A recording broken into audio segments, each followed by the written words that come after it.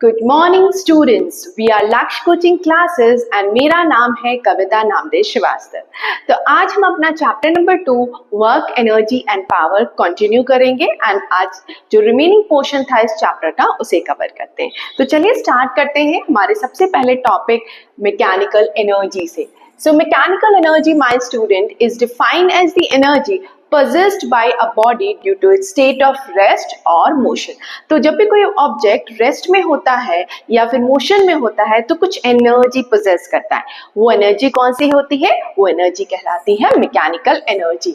और mechanical energy के दो फॉर्म्स है, पहली पोटेंशियल एनर्जी एंड दूसरा काइनेटिक एनर्जी। तो हम वो कह सकते हैं mechanical energy is the sum of potential energy plus kinetic energy. तो किसी भी बॉडी की जो मैकेनिकल एनर्जी होगी वो सम होगी पोटेंशियल एनर्जी का और साथ में काइनेटिक एनर्जी का। तो ये आप इक्वेशन ध्यान रख सकते हैं। अब पोटेंशियल एनर्जी क्या होती है, काइनेटिक एनर्जी क्या होती है, इसके बारे में बात करते हैं। So potential energy it is the energy possessed by a body at rest due to its position और साइज और शेप। तो कोई ऑब्जेक्ट अगर रेस्ट में है तो जो एनर्जी वो पोजेस कर रहा है बिकॉज ऑफ सर्टेन पोजीशन और साइज और शेप। जैसे कि एक एग्जांपल लेती हूँ, ये बॉल है ना, इसको मैंने रेस किया, मान लीजिए ग्राउंड है, इसको मैं ग्राउंड कंसिडर कर लेती हूँ या कोई रेफरेंस पॉइंट कंसिडर कर लेती हूँ। अब मैं इस बॉल को रेस करती हूँ सर्टेन हाइट h पे। तो मैंने इसको रेस किया सर्टेन हाइट पे और जैसे ये किया, अब जैसे इस बॉडी को रिलीज करूंगी, इस बॉल को रिलीज करूंगी, कहाँ जाएगी? It will be coming down, है ना। तो ये नीचे की तरफ आएगी और किसी डायरेक्शन में नहीं जाएगी, तुरंत नीचे की। It means it is getting attracted by the force of gravity. Okay, तो यहाँ पे जो हमने वर्क डन किया in bringing this body to a certain height, तो यहाँ पे क्या डेवलप होगी? Potential energy. तो जो वर्क डन था that got stored in at this height in form of potential energy. Okay, so energy possessed by a body due to its position or size or shape. तो ये क्या था? Position का। तो और क्या एग्जांपल्स हो सकते हैं इसके? A body placed at a height above the ground, a wound up watch spring, a compressed spring, okay, एक bent bow, a stretched rubber string. Okay, जैसे कि मैंने इस रबर बैंड को स्ट्रेच किया, ठीक है। तो अब देखो मैंने जब इसको स्ट्रेच किया तो क्योंकि ये नॉन रिजिड बॉडी थी, इलास्टिक थी, तो क्या हुआ?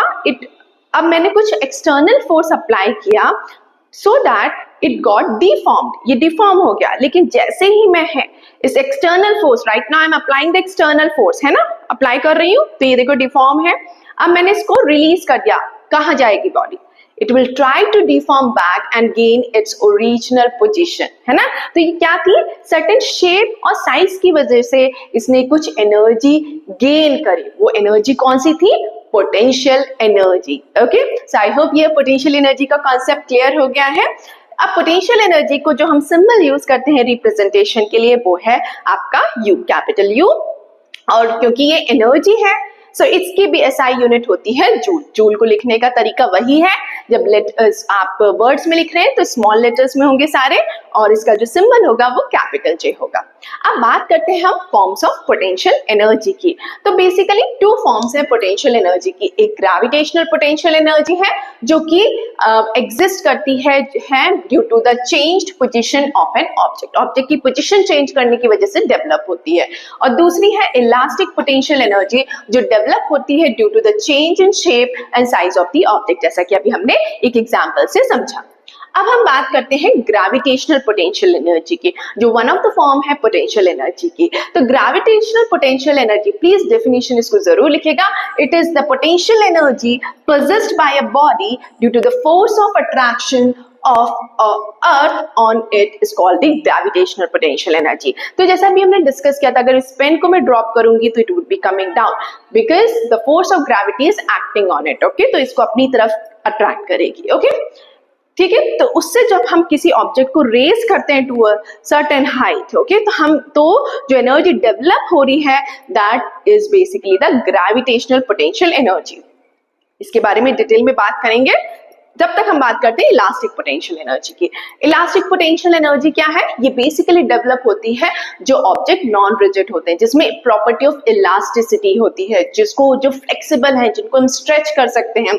सो it is defined, elastic potential energy is defined as the potential energy possessed by a body in the deformed state due to the change in size or shape is called its elastic potential energy. Okay, तो अगर हम यहाँ पे कैसे develop हो रही है, because of the deformation, when we are applying the external force, तो ऑब्जेक्ट क्या हो रहा है? डिफॉर्म हो रहा है।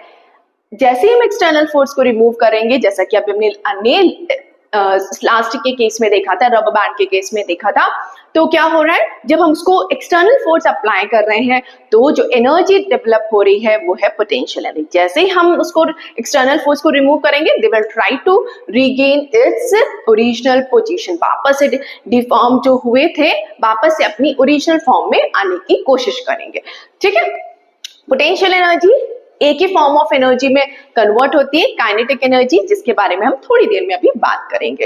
ओके, तो इसके एग्जांपल क्या हो सकते हैं? स्ट्रेच्ड बो। ओके, जैसे कि आपने देखा होगा, जो अब हम आर्चरी का गेम खेलते हैं तो उसमें जो बो होता है, नॉर्मली अगर हम एरो को करें तो एरो बिल्कुल भी मूव नहीं करेगा ना, लेकिन हम क्या करते हैं कि स्ट्रेच्ड पोजीशन में, ओके, जैसे मान लीजिए अगर ये बो है तो इसकी जो स्ट्रिंग है उसको हम सर्टेन पोजीशन में और फिर इसको एम करते हैं। ठीक है, so when we are aiming, stretch कर रहे हैं स्प्रिंग को, तब क्या है? We are doing some work and that work is getting stored in form of potential energy. But once we release it, जैसे हम रिलीज करेंगे, the arrow is going to move forward. Okay, तो यहाँ पे क्या हो गया? पोटेंशियल एनर्जी कन्वर्ट हो रही है काइनेटिक एनर्जी में, सो it is coming into motion. Okay, तो ये अभी के लिए आप पोटेंशियल एनर्जी को समझिए। ओके, तो ये बेसिकली एग्जिस्ट करती है ऐसे ऑब्जेक्ट में जो नॉन रिजिड है, जो फ्लेक्सिबल है, जिनमें प्रॉपर्टी ऑफ इलास्टिसिटी शो करते हैं। ठीक है, अब ग्रेविटेशनल पोटेंशियल एनर्जी का एक्सप्रेशन हम देखते हैं। So when we place an object to a certain height, okay, तो जब हम किसी मास को कंसिडर कर रहे हैं, मान लीजिए इस बॉल को ही कंसिडर कर लेते हैं, लेट्स सी, तो ये ऑब्जेक्ट हो गया, एक बॉडी होगी मास m की, इसको हमने रेस किया सर्टेन हाइट पे। तो जब यहाँ पे रेस्ट पे था, तो इस टाइम पे इसको अगर हम रेफरेंस पॉइंट मान ले, इसको हम ग्राउंड मान ले, तो ये रेफरेंस हाइट क्या है? 0 है। इस समय हाइट 0 है, तो वर्क डन बाय ग्रेविटी क्या होगा? वो तो एक्ट कर रहा होगा। अब किसको लिफ्ट करने के लिए हमें कितना फोर्स लगाना पड़ेगा? बताइए, कितना फोर्स लगाना पड़ेगा? इतना तो लगाना पड़ेगा ना कि जिससे कि ये इसके वेट को ओवरकम कर पाए, है ना। So at least we need to apply an external force equal to the weight of the object. Okay, इसे ज्यादा भी अप्लाई कर सकते हैं, बट इतना तो हमें अप्लाई करना पड़ेगा। तो जो फोर्स हम अप्लाई कर रहे हैं, that is equal to weight of the object, that is m into G. ठीक है, और डिस्प्लेसमेंट कितना हो रहा है? हाइट h तक, तो डिस्प्लेसमेंट हाइट हो गया, इस बार वर्टिकल डिस्प्लेसमेंट है, तो वर्क डन क्या हो जाएगा? Work done is equal to force into displacement, तो यहाँ पर आ जाएगा m into g into h. तो जो एनर्जी डेवलप होगी वो कितनी होगी? mgh। ओके, तो जब भी किसी ऑब्जेक्ट को हम वर्टिकली अपवर्ड थ्रो करेंगे, ऊपर की तरफ थ्रो करेंगे, ठीक है, इस बॉल को अगर मैं ऊपर की तरफ थ्रो करूंगी ग्राउंड से, तो क्या होगा? It would be raised to a certain height. तो देखो धीरे धीरे हाइट इंक्रीज हो रही है, और हाइट इंक्रीज होने के साथ पोटेंशियल एनर्जी भी इंक्रीज होगी। तो यहाँ पे m into g into H, H की वैल्यू 0 है क्योंकि ये रेफरेंस पॉइंट ग्राउंड पे ही है। कोई भी पॉइंट रेफरेंस पॉइंट हो सकता है स्टूडेंट्स। ओके, इसमें कोई कंफ्यूजन, ग्राउंड भी हो सकता है, अगर आप यहाँ पे रेफरेंस पॉइंट माने तो ये भी रेफरेंस पॉइंट, बट यहाँ पे हाइट 0 होगी, तो हाइट एट 0 पे पोटेंशियल एनर्जी भी 0 होगी क्योंकि m into g into 0, so it will be there. But when we are raising to a certain height, तो यहाँ पे height increase हो रही है, तो potential energy भी increase हो जाएगी।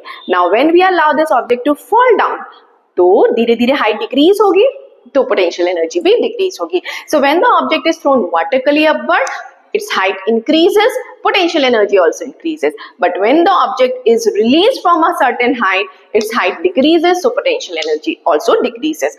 When the object is kept on the surface, earth surface है ना, ग्राउंड पे है, तो वहां पे पोटेंशियल एनर्जी 0 होगी क्योंकि हाइट 0 हो रही है। ओके, आई होप यहाँ तक क्लियर है। एक बार रिवाइज कर लेते हैं, फिर हम काइनेटिक एनर्जी के बारे में पढ़ेंगे। So, mechanical energy क्या है? It is the energy possessed by a body due to a state of rest or motion. Forms of mechanical energy में it is a sum of potential energy plus kinetic energy. Potential energy, it's energy possessed by a body due to body at rest due to its position or shape or size. Okay, then we have learned two different forms of potential energy. तो कौन कौन सी है? Gravitational potential energy जो develop होती है due to the changed position of an object. फिर हमने पढ़ा elastic potential energy जो डेवलप होती है due to the changed shape and size of an object. Okay. So I hope यहाँ तक क्लियर है. अब हम पढ़ते हैं काइनेटिक एनर्जी के बारे में और साथ में हम फाइंड आउट करेंगे कि अगर कोई ऑब्जेक्ट हाइट h1 पे है और उसकी हाइट h2 पे पहुंच जाए तो what will happen to gravitational potential energy. Okay, so let's study. तो स्टूडेंट्स, अब हम बात करने वाले हैं ग्रेविटेशनल पोटेंशियल एनर्जी की, जो कि हाइट, जब किसी ऑब्जेक्ट को हम हाइट h1 से h2 पर लेकर जाते हैं, so what happens with that. Okay, तो चलिए स्टार्ट करते हैं. तो gravitational potential energy at two different heights, height h1 और h2. ओके, तो जब भी किसी ऑब्जेक्ट को हम हाइट h1 से, ओके, ग्राउंड है, ग्राउंड से हाइट h1 है, h1 से हम जब h2 पे लेके जा रहे हैं तो यहाँ पे जो पोटेंशियल एनर्जी डेवलप होगी फर्स्ट h1 हाइट पे वो कितनी होगी? mgh1. और जब हाइट h2 पे उसी ऑब्जेक्ट को लेकर जाएंगे तो पोटेंशियल एनर्जी क्या डेवलप होगी? mgh2. ओके, तो आप देख सकते हैं हाइट h1 पे पोटेंशियल एनर्जी कम होगी in comparison to height h2. क्यों? क्योंकि हाइट h2 ग्रेटर है h1 से, तो there would be gain in the potential energy. तो हमारा गेन कितना हो जाएगा? mgh2 minus mgh1. mg क्या है? फोर्स ऑफ ग्रेविटी है, तो वो कॉमन ले सकते हैं, वो दोनों हाइट्स पे एक्ट कर रहा होगा. That is equals to mgh2 minus h1. लेकिन जब हम किसी ऑब्जेक्ट को, okay, it falls from certain height, अब ये देखिए हाइट h1 थी, किसी बॉल को हम थ्रो करते हैं और वो हाइट h2 पे आके, अब यहाँ पे अगर हमें पोटेंशियल एनर्जी देखेंगे तो there would be loss in the potential energy, क्योंकि इस पॉइंट हाइट h1 पे जो आपकी जो कि अबव द ग्राउंड है, तो कितना हो गया? mgh1. और यहाँ पे h2 पे हाइट पे कितनी पोटेंशियल एनर्जी हुई? mgh2. So there would be loss in the potential energy because h1 was greater, है ना, और h2 smaller था, तो mgh1 minus mgh2. So the expression will of potential energy, the loss in potential energy will become mgh1 minus h2. तो ये था potential energy के बारे में और स्पेशली ग्रेविटेशनल पोटेंशियल एनर्जी के बारे में. तो अब हम बात करेंगे kinetic energy. So kinetic energy is basically the energy possessed by the moving objects. Okay, तो जो ऑब्जेक्ट मोशन में होते हैं, that are in the state of motion, so the body would be possessing some energy और वही energy कहलाती है kinetic energy. So you can write down the definition. Kinetic energy is the energy possessed by a body due to its state of motion. इसका symbol होता है capital K और इसकी भी SI यूनिट होती है जूल.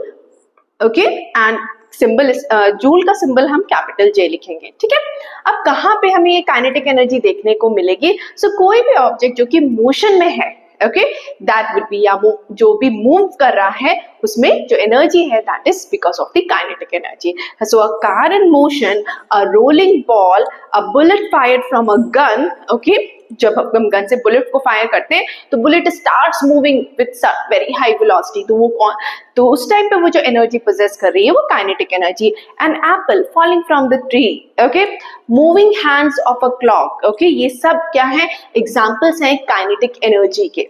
अब हम बात करते हैं इसके एक्सप्रेशन की. तो कहाँ से ये एक्सप्रेशन डिराइव हुआ? तो हमें कोई भी ऑब्जेक्ट, एक बॉल भी कंसिडर कर सकते हैं जो कि मूविंग बॉडी है. So let's consider a body having mass small m is moving with a certain velocity v. Okay, अब हम क्या करते हैं? एक फोर्स अप्लाई करते हैं, क्योंकि बॉडी को हमें रेस्ट पे लाना है, तो हम एक अपोजिंग फोर्स, बॉडी इस डायरेक्शन में मूव कर रही है तो हमें अपोजिट डायरेक्शन में एक फोर्स अप्लाई करना पड़ेगा जिससे कि बॉडी रेस्ट पे आ जाए. ओके, तो हम एक अपोजिंग फोर्स अप्लाई करते हैं F. ओके, तो बॉडी s डिस्टेंस ट्रैवल करके रुक जाती है and it comes to rest. और जब ये रेस्ट पे आ जाती है तो इसकी इनिशियल जो आपकी फाइनल वेलोसिटी होगी वो 0 हो जाएगी और इसकी इनिशियल वेलोसिटी क्या है? v है. ठीक है, तब इसी को हम मैथमेटिकली प्रूव करते हैं. तो आपको पता है कि जब फोर्स अप्लाई कर रहे हैं that is equals to mass into acceleration. ठीक है।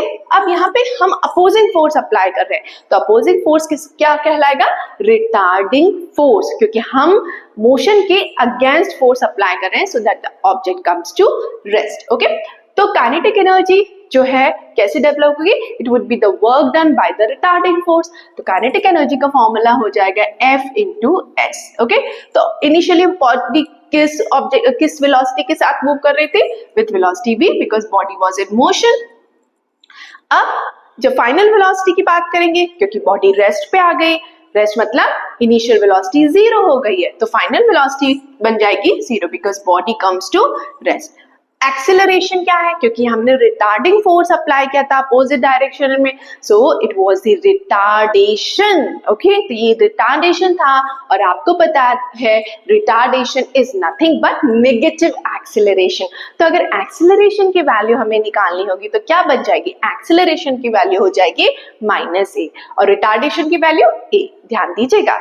So now let's apply the third equation of motion. Third equation of motion का expression है v square minus u square is equal to 2as, जहाँ पे v represent करता है final velocity को, u represent करता है initial velocity को, a represent करता है acceleration को, और s represent करता है displacement को. So let's put all the values together. So 0 square minus v square is equals to 2 into minus a into s. तो s का expression आ जाएगा v square upon 2a, क्योंकि माइनस और माइनस यहाँ पे कैंसल आउट हो जाएगा, so we are left with v square upon 2a. So let's put this value into this expression. Kinetic energy is equal to force into displacement. Force की value मास into acceleration है, और displacement की value v square upon 2a है। a से a आपका cancel out हो जाएगा। Okay, so we are left with kinetic energy is equals to half mv square. Okay, तो kinetic energy क्या हो जाएगा expression? So kinetic energy is half into mass into velocity square. So this is kinetic energy expression. तो हमने derive कर लिया है kinetic energy का expression. अब हम बात करते हैं forms of kinetic energy. So there are 3 different forms of kinetic energy: translational kinetic energy, rotational kinetic energy, and then we have the vibrational kinetic energy. इनके बारे में अभी हम डिटेल में पढ़ेंगे, तो पहले एक बार रिवाइज कर लेते हैं। तो आज हमने पढ़ा gravitational potential energy of an object kept at different heights h1 and h2. So when the object is taken from height h1 to h2, there would be gain in the potential energy, and it would be equal to mg h2 minus h1. When the object is allowed to fall from certain height, okay, height से fall कर रहे हैं, h1 से h2 height पे आ रहा है, तो there would be loss in the potential energy, that would be equal to mg h1 minus h2. फिर हमने बात करी काइनेटिक एनर्जी के बारे में। It's the energy possessed by a body due to its state of motion. इसका symbol capital है, SI unit joule है। Okay, then we learn about the expression of kinetic energy, that is half mv square. Okay, and then we तो students अब हम बात करने वाले हैं different forms of kinetic energy की। तो चलिए स्टार्ट करते हैं। तो सबसे पहले बात जो हमने करी थी वो थी ट्रांसलेशनल काइनेटिक एनर्जी। तो translational kinetic energy basically kinetic energy of a body due to the motion of a body in a straight line. Okay, तो हमने पढ़ा है ट्रांसलेशनल मोशन क्या होता है? When an object moves in a straight line path is called the translational motion. So the kinetic energy of a body due to the motion in the straight line is known as the translational kinetic energy. अब कौन-कौन सी examples हो सकते हैं? So a car moving in a straight path, okay, is an example. It would be possessing translational kinetic energy. अब or an object under free fall, जैसे अभी हमने थोड़ी देर पहले डिस्कस किया था, a ball, okay, having a free fall, an apple falling from the tree, ये सारे एग्जाम्पल क्या है? They are conducting a straight line path, okay, so translational kinetic energy possess करेंगे ये। अब आते हैं second form of kinetic energy जो है rotational kinetic energy। तो rotational kinetic energy is the kinetic energy of a body due to the rotational motion of an object, okay, तो जब कोई ऑब्जेक्ट, रोटेशनल मोशन याद है ना, जब कोई ऑब्जेक्ट पिवटेड होता है एक फिक्स्ड एक्सिस पे, and when it starts rotating, okay, जैसे हमारी व्हील्स ऑफ कार हो गई, ठीक है, बाइसिकल के व्हील्स हो गए, तो ये सब क्या है? रोटेशनल मोशन के एग्जाम्पल हैं। So kinetic energy of a body due to the rotational motion is known as the rotational kinetic energy. Okay तो spinning top, rotating wheel, rotating fan, ये सब पोजेस करते हैं रोटेशनल काइनेटिक एनर्जी को। अब आते हैं third form of kinetic energy की बात करते हैं। So it is basically the kinetic energy of a body due to its vibrational motion. Okay याद रखिएगा, देखिए वर्ड से आपको काफी हेल्प मिलेगी to remember this kind of kinetic energy.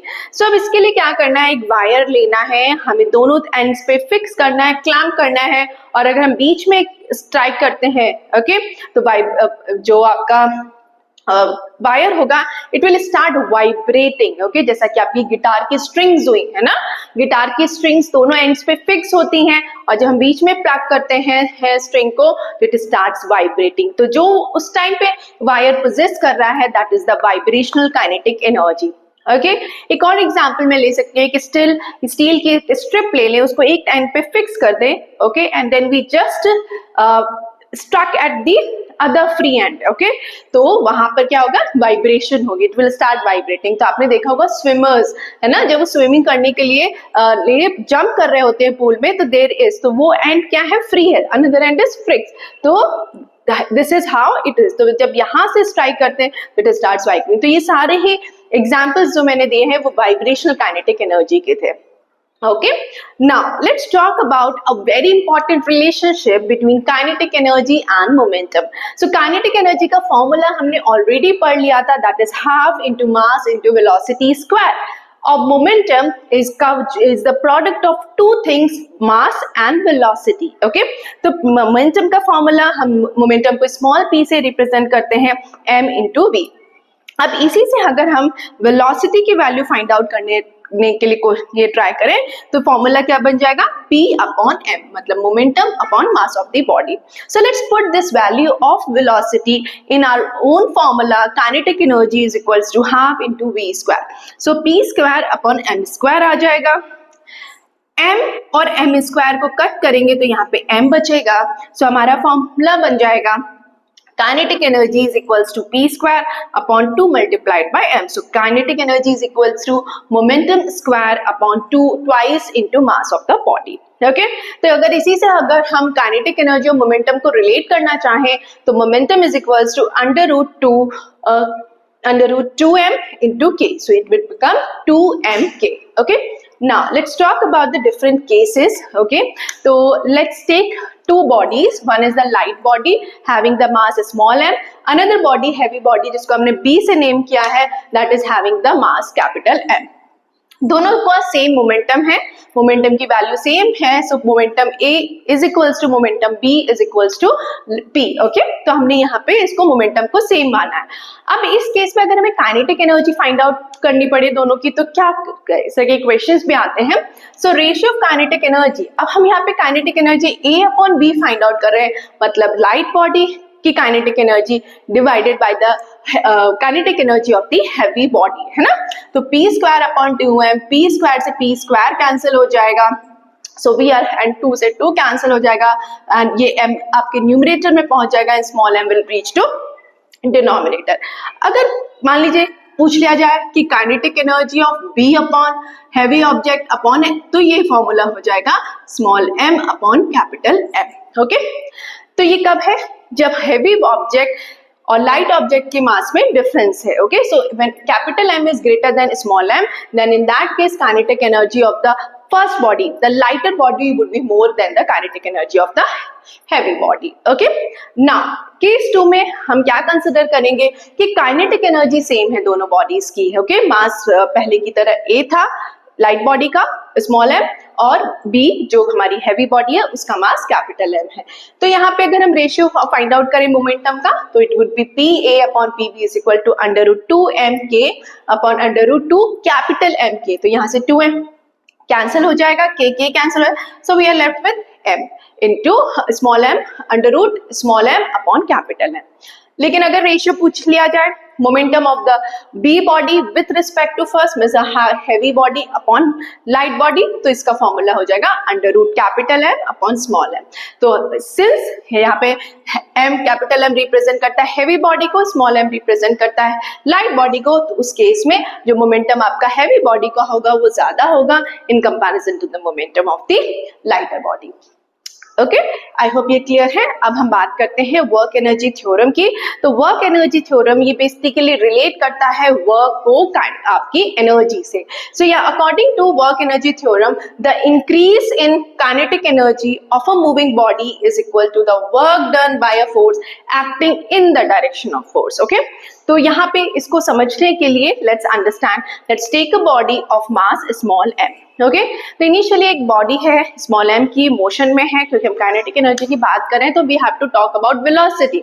So small M ये जो है, जो मास है बॉडी का, ये इनिशियली वेलोसिटी u पे थी। सो इनिशियल वेलोसिटी की वैल्यू क्या हो गई u, and after some time हम क्या करते हैं, इस पे फोर्स अप्लाई करते हैं in the direction where the object was moving, same direction में। तो इसकी वेलोसिटी में इंक्रीज आ जाता है, क्योंकि हम उस जिस डायरेक्शन में बॉडी मूव कर रही है उसी डायरेक्शन में फोर्स भी अप्लाई करेंगे, तो there would be increase in the velocity, और वेलोसिटी इनिशियल वेलोसिटी u से इंक्रीज होके फाइनल वेलोसिटी v हो जाती है। ओके, और s इज द डिस्प्लेसमेंट, इतनी देर में ये डिस्प्लेसमेंट s करती है। ठीक है, so let's put all the things together. तो हमने जो फोर्स अप्लाई किया, magnitude by it is a product of mass into acceleration. ठीक, अब work done by the applied force क्या हो जाएगा, फोर्स मल्टीप्लाइड बाय डिस्प्लेसमेंट। और आपको पता है थर्ड इक्वेशन ऑफ मोशन के according v square minus u square is equal to 2as। तो s की वैल्यू क्या निकल कर आएगी, v square minus u square, and this 2a will come in denominator. Okay, so s becomes v square minus u square upon 2a. So let's put this value of s in our formula. वापस से हम इस formula में रखेंगे, work is equals to force into displacement. तो force की value हमने m into A रखी है, s की value v square minus u square upon 2a रखी है। अब a से a बेटा कैंसिल आउट हो जाएगा, सो मास half into mass into v square minus u square. Let's open the bracket now.